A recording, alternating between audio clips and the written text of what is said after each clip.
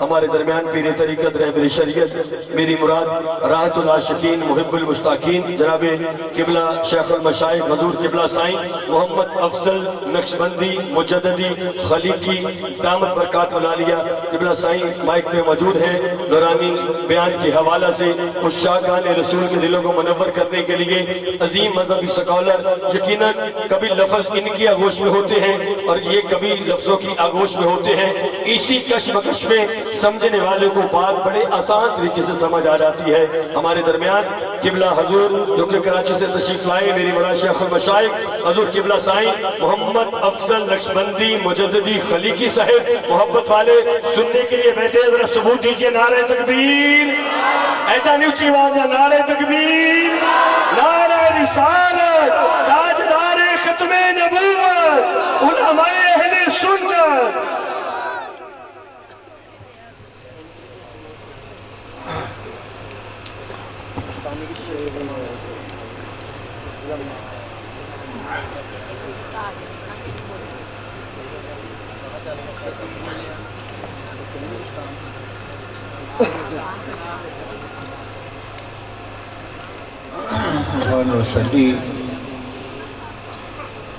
ونسلم على رسوله الكريم اما بعد فاعوذ بالله من الشيطان الرجيم بسم الله الرحمن الرحيم قال الله تعالى في القرآن المجيد إنك لقد كان لكم في رسول الله أسوة حسنة صدق الله العظيم وصدق رسوله النبي الكريم ونحن على ذلك من الشاكرين والذاكرين والحمد لله رب العالمين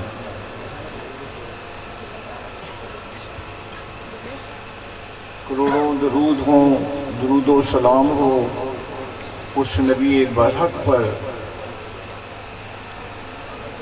جس کے سر پر رحمت للعالمین کا تاج سجایا اور شفیع المذنبین کا سہرا سجا کر سسکتی ہوئی پریشان بے سکون بے چین انسانیت کے لیے سراپا سکون و چین بنا کر گئے درود و سلام ہو آپ کے پروقار صحابہ کرام جن کو آسمانوں کے روشن ستاروں کی مانند حضور نے قرار دیا اور فرمایا جس کی بھی اتباع کرو کہ فلاح ہو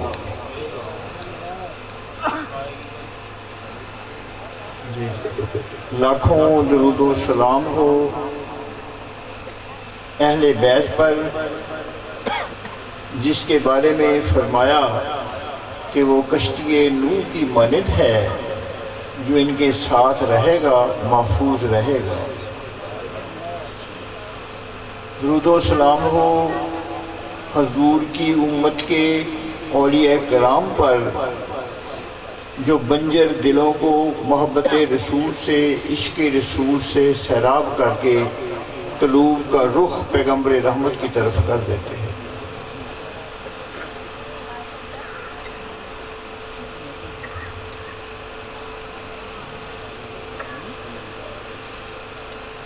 ہر کجا بینی جہان رنگو بو آنکھ از خاکش بروئے آرزو یا ہنوز تلاش مصطفیٰ است یا مصروف اندر طواف مصطفیٰ است قطرہ عشق و نبی از خدا طلب سوز صدیق و علی از خدا طلب حلق عشق مصطفیٰ سامان اوست بحر و بر در گوشہ دامان اوست معزز سامعین اس پروقار پر نور محفل میں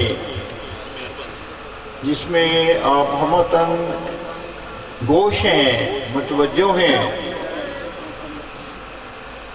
اور یہی ہونا چاہیے ایسے جلسوں میں رسمن نہیں آنا چاہیے بلکہ اس ذہن کے ساتھ آنا چاہیے کہ میری ذہن کی سمتوں کا رخ صحیح ہو جائے اور میں صحیح راستے پر اس زندگی کو لے کر چل پڑوں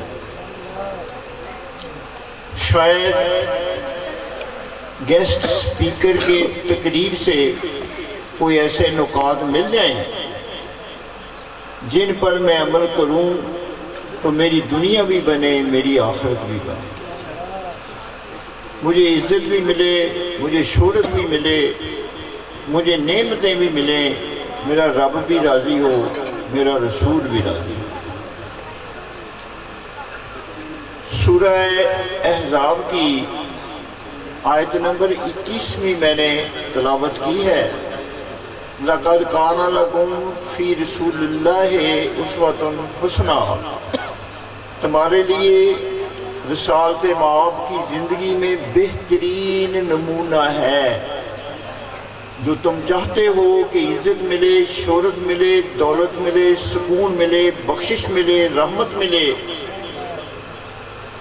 تو وہ اللہ تعالیٰ کی ذات فرما رہی ہے میرے حبیب کی محبت میں، عطایت میں یہ سب چیزیں میں نے رکھ دی۔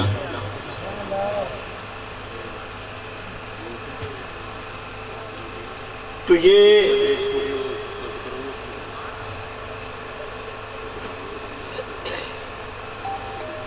رسالت مآب صلی اللہ علیہ وسلم سے اپنا تعلق اور لگاؤ درست کرنے کی ضرورت ہے، دلچسپی لینے کی ضرورت ہے، سٹڈی کرنے کی ضرورت ہے اس وسع حسنہ کو، اس قرآن پاک کو جو ہدایت بنا کر بھیجا گیا ہے۔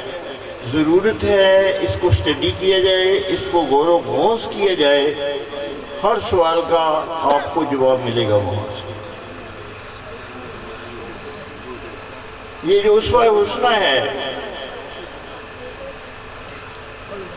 حضرت مجدد الفسانی رحمت اللہ علیہ فرماتے ہیں کہ جو جتنا زیادہ شریعت مطہرہ کی پابندی اختیار کرے گا اتنا زیادہ وہ حقیقت حاصل کرے گا۔ جو شریعت مطہرہ کی پابندی میں سست ہے وہ ہرگز حقیقت تک نہیں پہنچ سکتا۔ آپ فرماتے ہیں شریعت کے 3 جزو ہیں، 3 حصے ہیں، علم، عمل اور اخلاص۔ علم بھی ضروری ہے شریعت کا، اور عمل بھی ضروری ہے فروٹ حاصل کرنے کے لیے، اور اخلاص بھی ضروری ہے۔ اخلاص کیا ہے؟ جو کام کیا جائے وہ فقط اللہ کی رضا کے لیے کیا جائے، چاہے نماز پڑھ رہے ہوں، چاہے روزہ رکھ رہے ہوں، چاہے ماں کی خدمت کر رہے ہوں، وہ اللہ کی خوشنودی کے لیے کرنی چاہیے۔ اس لیے نہیں کرنی چاہیے کہ ماں راضی ہو جائے، اگر ماں کی خدمت نہیں کریں گے تو وہ ناراض ہو جائے گی اور مجھے جائیداد میں حصہ نہیں دے گی۔ ماں کی خدمت ہر حال میں کرنی ہے، چاہے وہ آپ سے ٹوٹے، چاہے آپ سے روٹھے، اس لیے کرنی ہے کہ خدا راضی ہو۔ شریعت میں کسی نیکی کے لیے 2 شرائط ضروری ہیں۔ پہلی شرط وہ نیکی شریعت کے ظاہری شکل کے مطابق ہو، اس نیکی کا ظاہر شریعت کے مطابق ہو اور اس کا باطن رضا الہی میں ڈوبا ہوا ہو۔ فرض کرو آپ نماز پڑھتے ہیں بڑے خلوص سے، باوضو ہو کر، صاف ستھرے کپڑے پہن کر، صاف لباس پہن کر، لیکن اپنا منہ آپ خانے کعبے کی بجائے مشرق کی طرف کر لیتے ہیں تو وہ نماز نہیں قبول ہوگی۔ بے شک رکوع سجود قیام کی وہی تسبیحاں پڑھیں، لیکن اس لیے کہ اس نماز کا ظاہر شریعت کے مطابق نہیں ہے، اس کی ایک شرط یہ ہے کہ خانے کعبے کی طرف ہو۔ اور اگر اچھا تھینک یو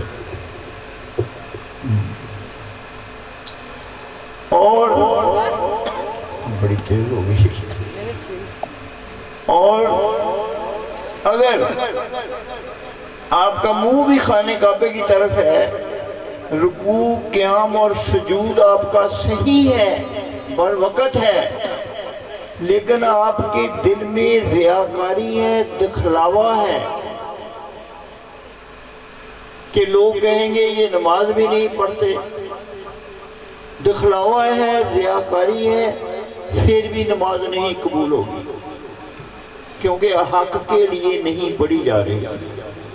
تو کسی نیکی کے قبول ہونے کے لیے دو شرائط ضروری ہیں، اس کا ظاہر شریعت کے مطابق ہو اور اس کے باطن میں اللہ کی رضا مقصود ہو. تو اس طریقے سے خلوص شریعت مطالعہ کے مطابق مجدد الفسانی نے فرمایا 3 چیزیں ضروری ہیں.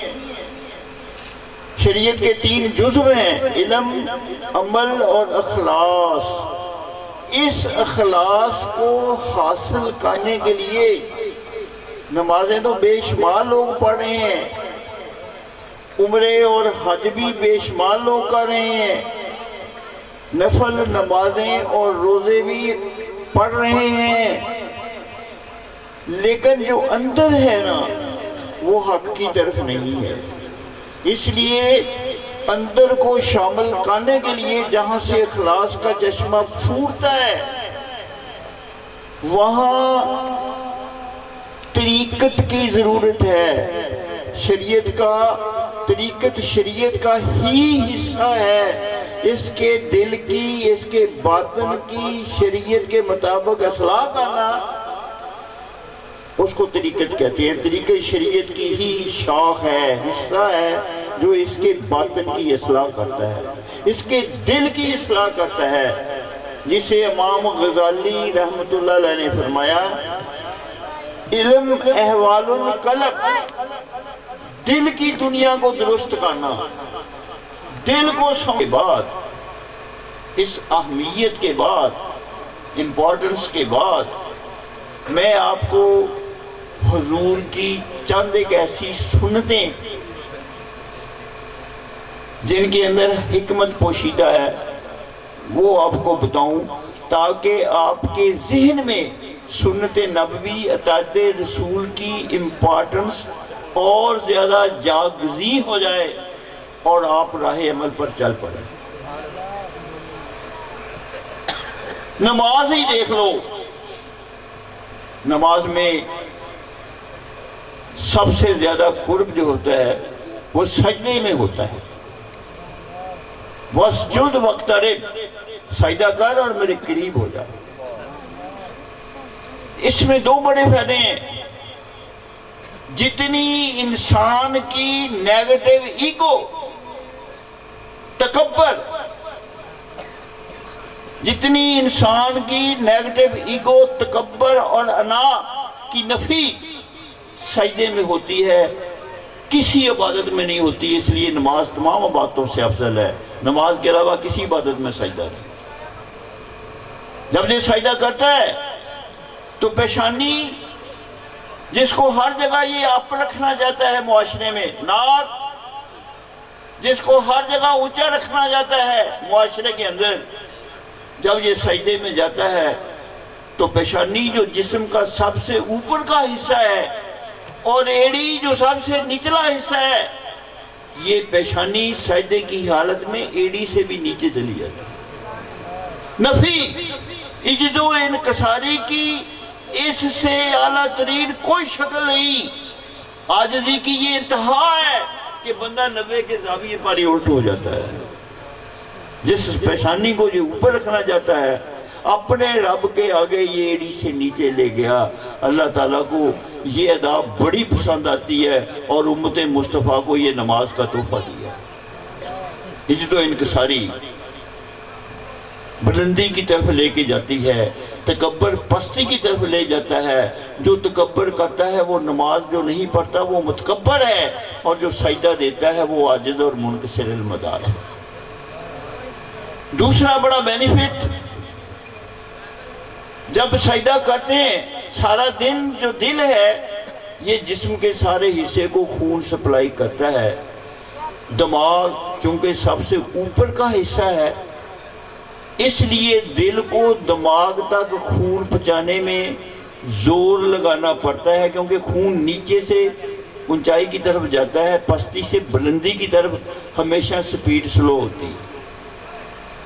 تو اللہ تعالیٰ نے نماز میں سجدہ رکھ کر یہ ٹینڈنسی، یہ رجحان پیدا کر دیا کہ دماغ دل سے نیچے ہو جاتا ہے سجدے میں۔ جب بندہ سجدہ کرتا ہے دماغ اوپر ہوتا ہے اور دل نیچے ہوتا ہے، تو دماغ نیچے ہوتا ہے، دل اوپر ہوتا ہے، تو اس لیے دل کی طرف سے دماغ کو زیادہ سے زیادہ خون سجدے میں ملتا ہے۔ جتنا آپ زیادہ لمبا سجدہ کرو گے اتنا زیادہ سکون ملے گا۔ زیادہ سکون اس لیے ملے گا کہ آپ کے دماغ کو سارا دن جتنا بلڈ نہیں ملتا، یہ چند لمحوں میں دل اس کو پہنچا دیتا ہے۔ اس میں جسمانی حکمتیں بھی ہیں، روحانی حکمتیں بھی ہیں۔ وضو ہی لے لو، ایک انگریز سیمینار ہو رہا تھا مصر کی جامع مسجد میں، اس نے سوال کیا، مسلم سکالرز بھی بیٹھے تھے، علماء، خطباء، انہوں نے کہا جی آپ کہتے ہیں آپ کے نبی کے ہر فعل میں حکمت ہے، ہمیں یہ بتاؤ کہ یہ جو آپ مسح کرتے ہیں، مسح، اس کا کیا فائدہ ہے؟ لو ایجوکیٹڈ ملا جو سائنسی تعلیمات سے نابلد ہوتے ہیں، ان بیچاروں کو نہیں پتا ہوتا، وہ یہی کہتے رہے یہ ہمارے آقا کی سنت ہے۔ وہ کہنے لگا آپ کے آقا کی سنت تو ہے، ہر سنت میں ایک سائنسی توضیحات ہے، آپ وہ تو بتاؤ۔ تو کوئی نہیں بتا سکا۔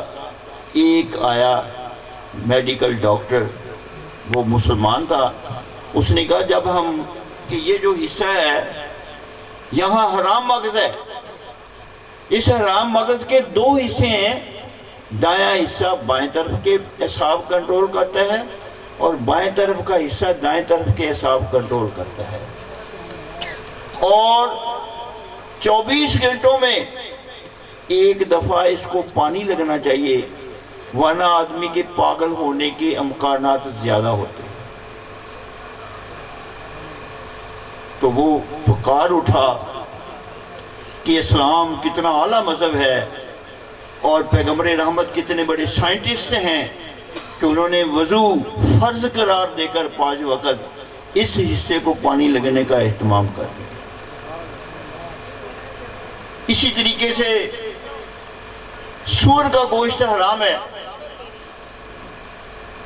امہ مسلم پر حرام قرار دیا گیا ہے۔ کیوں ہے؟ اس لیے اس جانور کے اندر 4-5 برائیاں ہیں۔ پہلی برائی یہ ہے کہ یہ بے حیا جانور ہے، اس کی مادہ کے ساتھ کوئی دوسرا سور آ کر انٹرکورس کرے تو یہ خوش ہوتا ہے، بجائے کاٹنے کے مارنے کے یہ خوش ہوتا ہے۔ اس کے اندر بے حیائی ہے، اس لیے اس کا گوشت کھانے والی قومیں آپ بے حیا دیکھیں گے۔ دوسری اس کے اندر خوبی یہ ہے، خامی یہ ہے کہ یہ سبزی خور بھی ہے، گوشت خور بھی ہے، دونوں چیزیں کھاتا ہے۔ اور تیسرا اس کے اندر برائی یہ ہے کہ یہ ہومو سیکس کرتا ہے، کوئی جانور نہیں کرتا۔ ہم جنس پرستی یہ کرتا ہے، کوئی دوسرا جانور نہیں کرتا، یا انسان کرتا ہے یا بندر کرتا ہے یا سور کرتا ہے، اس لیے اس کا گوشت حرام قرار دیا گیا۔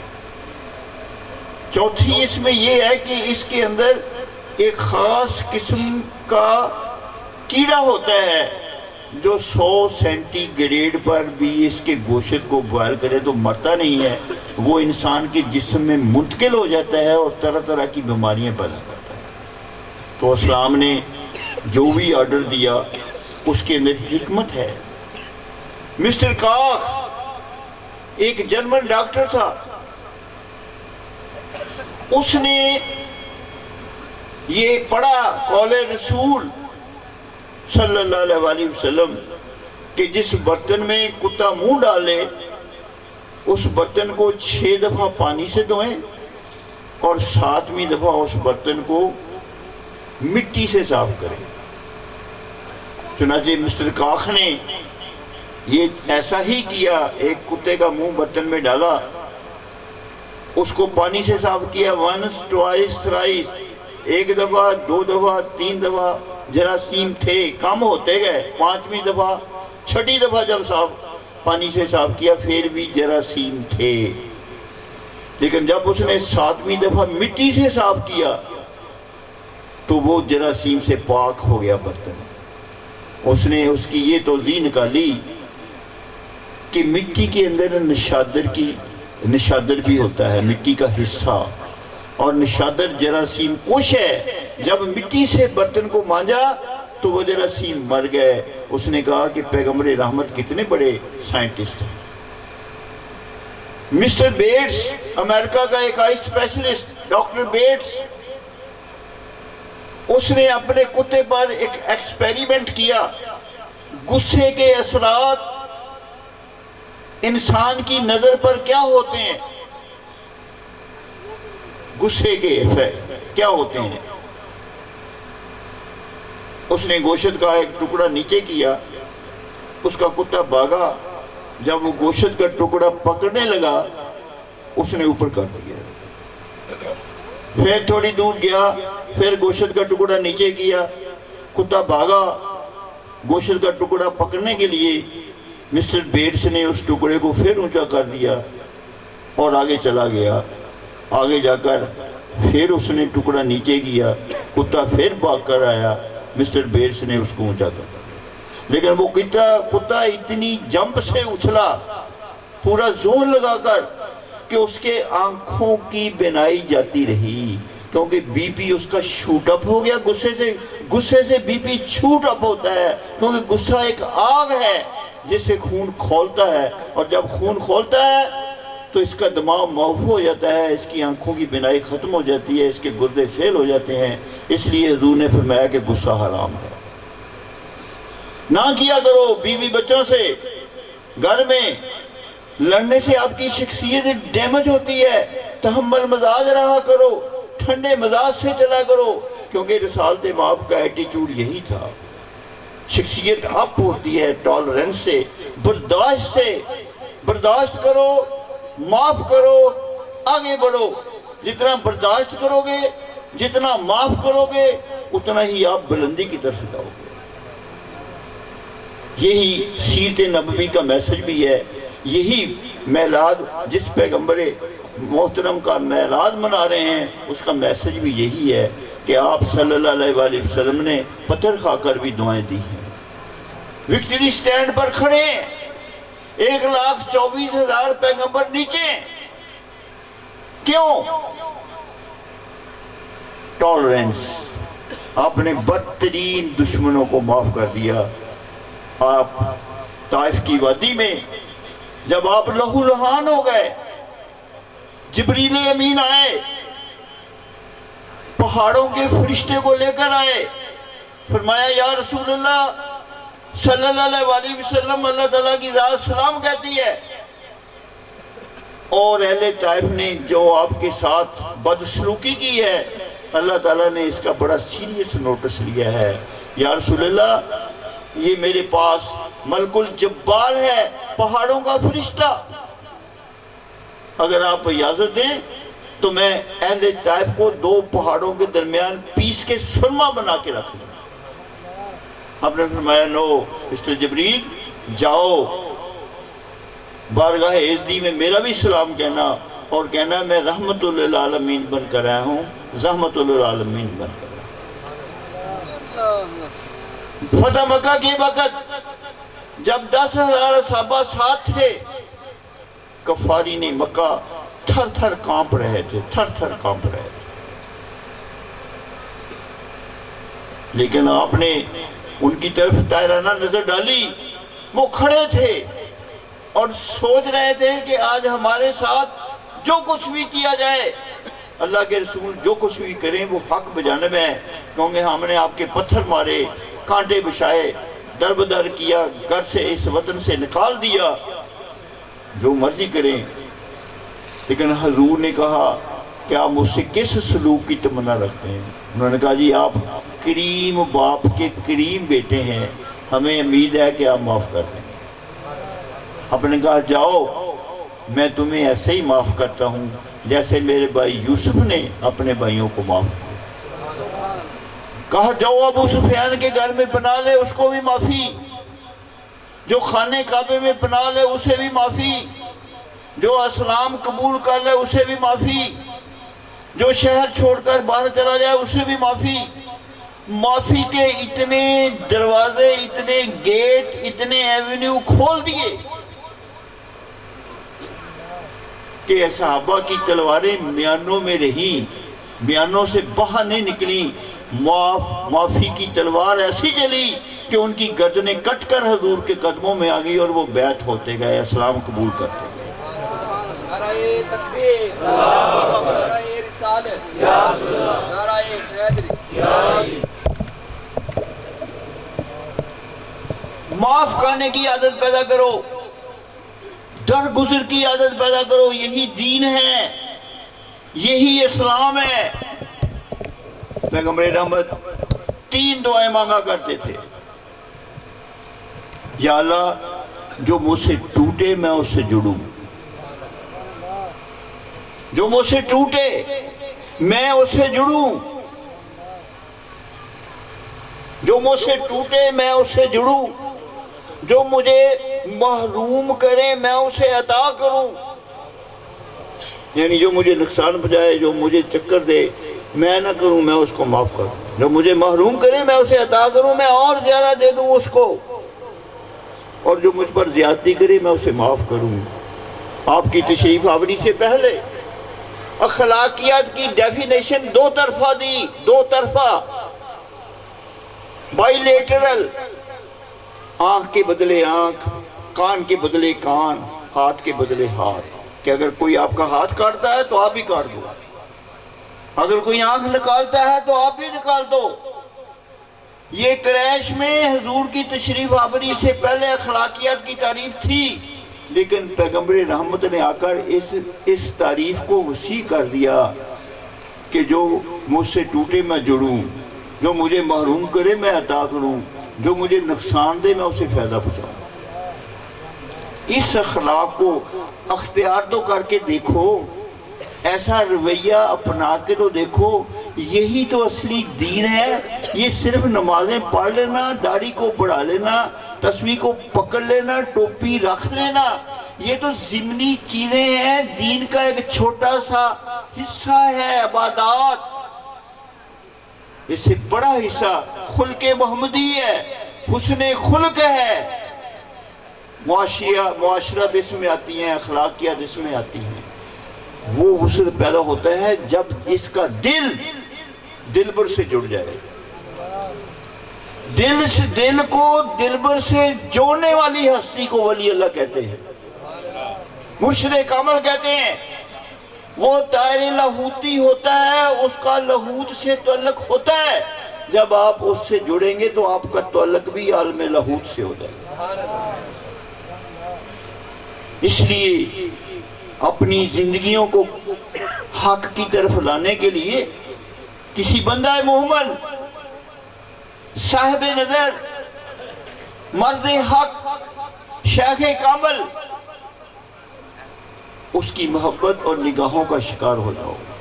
ڈھونڈو وہ فقر جس فقر کا اصل ہے حجازی، جس فقر کا اصل قرآن ہے، سنت نبوی ہے، وہی فقر اصل ہے۔ جس فقر کا اصل قرآن اور سنت نبی، جس کا سرچشمہ ہے، اس فقر کو اختیار کرو۔ ہمت ہو تو ڈھونڈ وہ فقر جس فقر کا اصل ہے حجازی، اس فقر سے آدمی میں پیدا اللہ کی بے نیازی۔ کامل شیخ کی تلاش کرو۔ سنت نبوی جب اس بندہ مومن کے ساتھ چلو گے، شب روز رہو گے، ملتے رہو گے، رابطے میں رہو گے، چاہے دور ہیں چاہے نزدیک، رابطے میں رہ سکتے ہیں۔ سسٹم ایسا ہے کہ رابطے میں رہ سکتے ہیں، چاہے لندن میں ہے، صحرا میں ہے، سمندر کی تہہ میں ہے، رابطے میں رہ سکتے ہیں۔ سسٹم روحانیت کا ایسا ہے، تو آپ کی اصلاح ہوتی رہے گی، آپ کا باطن منور رہے گا، اس کے رنگ میں خود تقلید سے اس کا رنگ آپ کے اوپر آتا رہے گا۔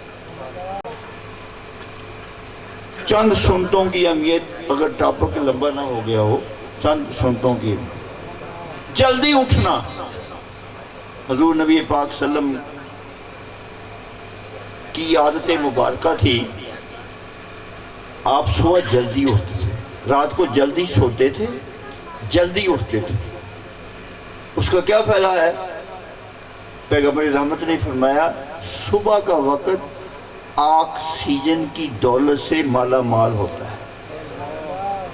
جتنی آکسیجن ہوا میں صبح کے وقت ہوتی ہے، تازہ ہوا میں، کیونکہ اس میں دھواں گرد و غبار نہیں ہوتا، جتنی اس میں یہ ہوتی ہے نا اتنا پاک ہوتی ہے، آکسیجن ہوتی ہے، جو آپ کے لنگز کو، آپ کے پھیپھڑوں کو، آپ کی باڈی کو صحت مند بناتا ہے صبح کو اٹھنا۔ اور سورج نکلنے سے 1 گھنٹہ پہلے اور سورج نکلنے سے 1 گھنٹہ بعد، یہ پیریڈ جو ہوتا ہے یہ فضا کا آکسیجن سے مالا مال ہوتا ہے۔ اس لیے پیغمبر رحمت نے فرمایا جلدی صبح اٹھا کرو۔ دوسرا، جب اٹھو تو پیغمبر رحمت نے فرمایا کہ یک لخت نہ چارپائی سے اٹھ کھڑے ہوا کرو۔ کیوں؟ بلکہ نمبر 1 نمبر 2 ایک تو ہے آنکھوں کا مساج کرنا۔ جب چارپائی سے اٹھو تو آنکھوں کو مساج کرو۔ کیوں؟ 11 سسٹم ایسے ہیں اس باڈی کے اندر، ان کو بحال ہونے میں 9 سے 10 منٹ لگتے ہیں۔ اس سسٹم کے، اس باڈی کے اندر 11 سسٹم ایسے ہیں کہ ان کو ایکٹیو ہونے میں، کام کرنے میں 10 سے 11 منٹ لگتے ہیں۔ ریسپیریٹری سسٹم ہے، تنفس، سانس لینا۔ ریپروڈکٹیو سسٹم ہے، بچے پیدا کرنا۔ کارڈیو ویسکولر سسٹم ہے، دل کی دھڑکن کا سسٹم ہے۔ مسکولر سسٹم ہے، نروس سسٹم ہے، ڈائجسٹیو سسٹم ہے، یورینری سسٹم ہے۔ 11 سسٹم ایکٹیو ہونے میں 11 منٹ لگتے ہیں۔ حضور نے فرمایا اگر آپ اٹھتے وقت چارپائی پر پہلے آنکھوں کو مساج کر لو نا، 10 سیکنڈ میں سارے سسٹم بحال ہو جاتے، سائنٹیفک۔ اور پھر پیغمبر رحمت نے فرمایا یک لخت چارپائی سے نہ اٹھا کرو۔ سونے لگے ہیں نا، سوئے ہوئے ہیں، یک لخت نہ اٹھا کرو۔ کیوں؟ کہ جسم کے اندر بلڈ کیپلریز ہیں، چھوٹے چھوٹے سیل ہیں، آپس میں زنجیر کی طرح بنے ہوئے ہیں، تو ان کے ذریعے خون بلڈ کو سپلائی ہوتا ہے، دماغ کو خون سپلائی ہوتا ہے۔ اگر آپ یک لخت اٹھ کھڑے ہوئے ہیں چارپائی سے تو پھر ان کو سپلائی بلڈ کی نہیں ہوتی، دماغ کو فالج ہونے کا خطرہ ہے، برین ہیمریج ہونے کا خطرہ ہے، ہارٹ اٹیک ہونے کا خطرہ ہے۔ تو رسالت مآب فرماتے ہیں چارپائی میں جب جاگو آدھا منٹ جاگ کر پڑے رہو، جب اٹھ کھڑے ہوں پھر بھی آدھا منٹ بیٹھے رہو، پہلے لیٹے رہو جاگ کر آدھا منٹ پھر اٹھ کر بیٹھو، پھر آدھا منٹ ٹانگیں چارپائی سے نیچے لٹکا کر بیٹھے رہو۔ تو اس 1.5 منٹ میں آپ کے بلڈ کی سپلائی آپ کے دماغ کو مل جائے گی۔ یک لخت اٹھنے سے دماغ چکرا جائے گا، کئی گر جاتے ہیں، بہت سے لوگوں کو ہارٹ اٹیک ہو جاتا ہے۔ یہ پیغمبر رحمت صلی اللہ علیہ وسلم نے فرمایا۔ آپ نے یہ بھی فرمایا کیلولہ کیا کرو۔ کیلولہ کیا ہے؟ دوپہر کے کھانے میں آپ کھانے کے بعد تھوڑا آرام کیا کرو۔ حضور نبی پاک صلی اللہ علیہ وسلم 20-25 منٹ کا کیلولہ کیا کرتے تھے۔ کیوں؟ حضور نے کیوں فرمایا یہ کرو؟ حضور نبی پاک صلی اللہ علیہ وسلم نے فرمایا جب بندہ دوپہر کا کھانا کھاتا ہے نا، لنچ عموماً زیادہ کھا لیتا ہے، اور دوسرا اس لنچ سے، اس کھانے سے تھوڑی الکوہل پیدا ہوتی ہے۔ الکوہل جو ہے، وہ الکوہل جو ہے نا، شراب، وہ بندے کے اوپر ایک نشہ سا طاری کرتی ہے۔ آپ دیکھو کہ کھانا دوپہر کا کھاؤ گے نا تو طبیعت سست، وجل اور نشہ سا ہوگا، سونے کو دل کرے گا، سونے کو دل کرے گا۔ آپ کا کھانا کھاؤ نا، سونے کو دل کرے گا۔ تو اس اگر آپ نہیں کیلولا کرتے، اس کھانے کو کھا کر ہی چل پڑتے ہیں، تو نشے میں تھوڑا آپ کا سر چکرائے گا، گر جائیں گے۔ اگر آپ ڈرائیونگ کر رہے ہیں تو نشے میں آپ کی گاڑی جو ہے نا آؤٹ آف کنٹرول ہو جائے گی، ایکسیڈنٹ ہو جائے گا۔ تو آج حضور کی اس سنت کو سامنے رکھتے ہوئے پورے یورپ میں وقفہ برائے آرام ہوتا ہے، وقفہ برائے آرام 1 سے 3 گھنٹے تک کا وقفہ ہوتا ہے۔ دکانداروں نے بھی بند کیا ہوتا ہے، دفتروں میں بھی کوئی کام نہیں ہوتا، بلکہ وہ کیلولا کرتے ہیں۔ تو یورپ کی قومیں اس لیے ذرا صحت مند ہیں، انہوں نے حضور کی اس سنت پر عمل کیا۔ ہم نے 5واں پیغمبر رحمت صلی اللہ علیہ وسلم نے فرمایا کھانے کے بعد پھل نہیں کھایا کرو۔ پھل فروٹ کھاتے ہیں نا، کھانے کے ساتھ ہم رکھتے ہیں، پہلے ڈٹ کے کھانا کھاتے ہیں، پھر فروٹ کھاتے ہیں، بچے کیلا، بچے انگور، بچے یعنی سیب جو آتا ہے۔ تو وہ فرماتے ہیں پیغمبر رحمت صلی اللہ علیہ وسلم کہ پھل فروٹ خالی معدے کے ساتھ زیادہ فائدہ مند ہوتا ہے۔ پہلے کھا لیا کرو، کھانا کھانے سے پہلے کھا لیا کرو جب آپ کو بھوک ہوتی ہے۔ وہ آنتڑیوں کے لیے، معدے کے لیے حضور نے فرمایا زیادہ فائدہ مند ہوتا ہے۔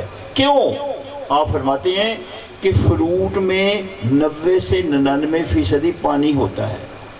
ہر فروٹ میں پانی ہوتا ہے، 90 سے 99% حضور نبی پاک صلی اللہ علیہ وسلم نے فرمایا پانی ہوتا ہے۔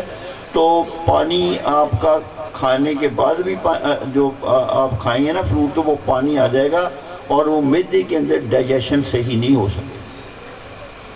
اور پھر حضرت صلی اللہ علیہ وسلم نے فرمایا کھانے کے بعد پانی نہ پیا کرو، کھانے کے فوراً بعد پانی نہ پیا کرو۔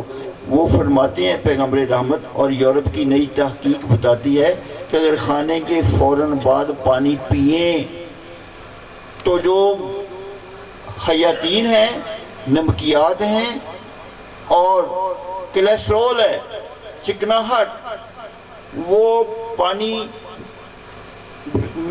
میں حل ہو کر اوپر معدے کے اوپر کے حصے پر آ جائیں گی۔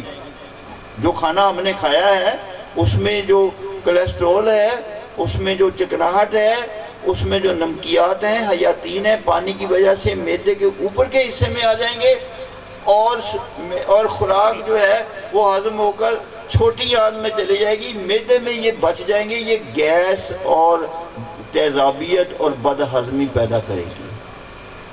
اس لیے پہلے پانی پی لیا کرو کھانے سے، کھانے کے بعد نہ پیا کرو، یا پھر گھنٹہ 2 گھنٹے بعد پیا کرو۔ ہاں اگر ضرورت ہی ہے بہت زیادہ تو 1 آدھا گھونٹ پی لیا کرو۔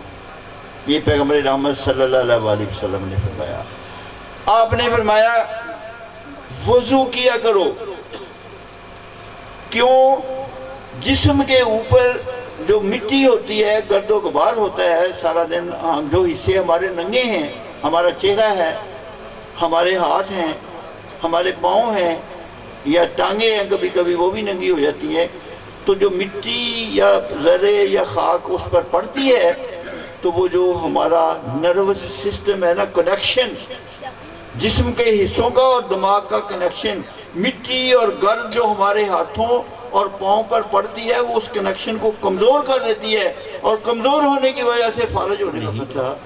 جو لوئر سٹاف تھا وہ تھا۔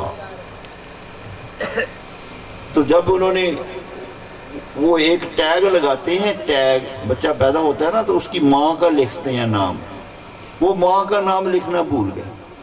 وہ جو لوئر سٹاف والے تھے وہ بچوں کی ماؤں کا نام لکھنے بھول گئے کہ یہ بیٹا کس ماں کا ہے، یہ بیٹی کس ماں کی ہے، یہ لکھنا بھول گئے۔ اور وہ نگران ڈاکٹر آیا تو اس نے تحقیق کی بھی یہ کس کا ہے، تو کسی کو پتہ نہیں چل رہا تھا. بڑا مسئلہ بن گیا یہ اس ہاسپٹل میں.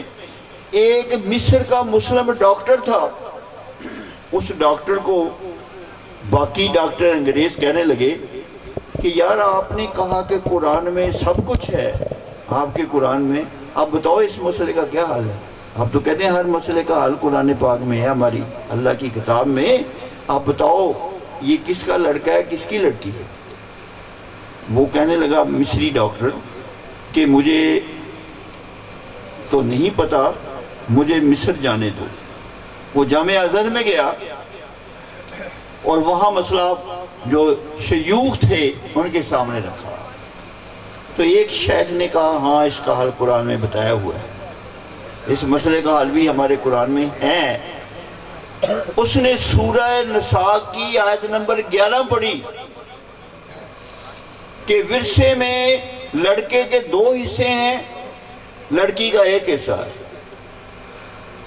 ورثے میں لڑکے کے 2 حصے ہیں، لڑکی کا 1 حصہ ہے. وہ واپس آ گیا، انہوں نے کہا میں نے مسئلے کا حل اپنی کتاب سے ڈھونڈ لیا ہے. انہوں نے کہا کیا ہے؟ انہوں نے کہا ایسا کرو کہ ان کی جو مائیں ہیں نا، ان کے دودھ کو نکال کر ماپو کتنا کتنا ہے. تو لڑکے کی ماں، جب ایک ماں کا دودھ ناپا گیا وہ دگنا تھا، دوسری ماں کا دودھ کم تھا. اس نے کہا جس کا دگنا ہے لڑکا اس ماں کا ہے، کیونکہ ورثے میں اس کو دگنا حصہ دیا گیا. یہ بیٹی جو ہے اس کی ہے کیونکہ اس کا سنگل حصہ ہے. تو یہ وہ عظیم الشان کتاب ہے جس میں ہر مسئلے کا حل ہے. ضرورت ہے ہم تحقیق کریں، اسٹڈی کریں، کیونکہ قرآن ایک مکمل ضابطہ حیات ہے، دین ایک مکمل ضابطہ حیات ہے. اس کی تفسیر اور اس کی توضیح رسالت مآب صلی اللہ علیہ وآلہ وسلم کی زندگی میں اور سیرت سے اس کی تشریح ملتی ہے. یہ حضور کی تشریحات ہیں.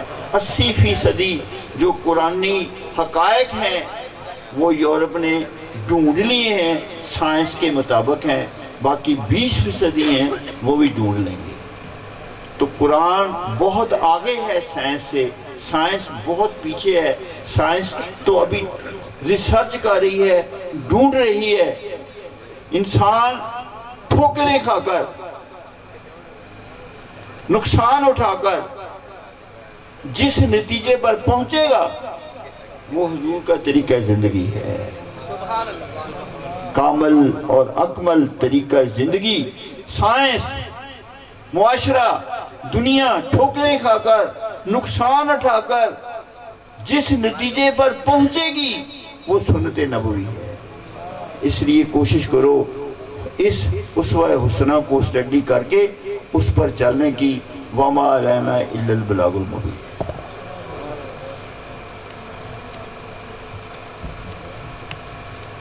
اٹھ گئی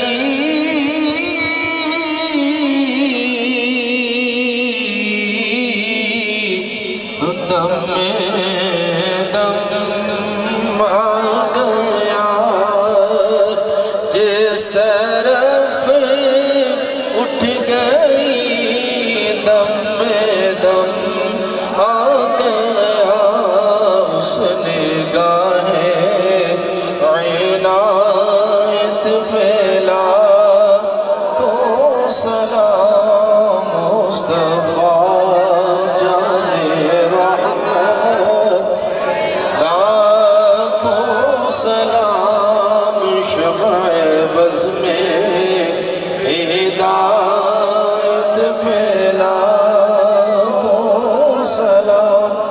السلام